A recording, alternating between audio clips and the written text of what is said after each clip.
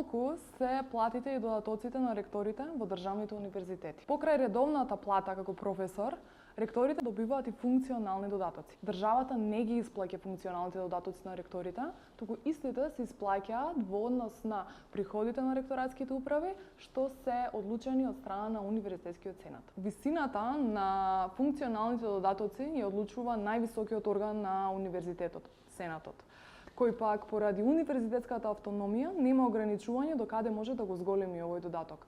Затоа, во некои случаеви, функционалниот додаток е поголем дури и од самата професорска плата. Државата дополнително исплаќа 317.126 денари месечно бруто за функциите декан, продекан, раководители на внатрешни организациони единици, оделенија и така натаму, додека распределбата останува целосно по нивна слободна волја. Бројките кои ќе ги соопштам се пресметка на нето плата на редовен професор која изнесува 103.775 денари плюс функционалниот додаток.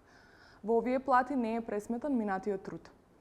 Ректорот на Универзитетот Свети Кирил и Методи прима вкупно 203.775 денари нето, од кои 100.000 денари се додаток за функцијата ректор, а останатите се плата како редовен професор. Ректорот на Универзитетот Свети Климент Охридски Битола прима 244.834 денари нето, од кои додаток за функцијата се 141.059 денари.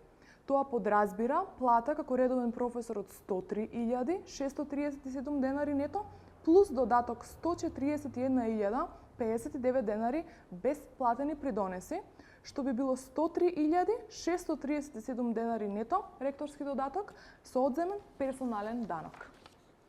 Ректорот на Универзитетот во Тетово добива 194.984 денари нето, од кои 91.209 денари се функционален додаток.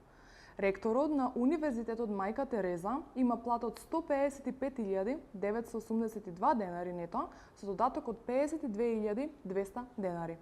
Ректорот на Универзитетот Гоце Делчев Штип прима 132.758 денари нето, од кои 32.983 денари се додаток за ректорска функција.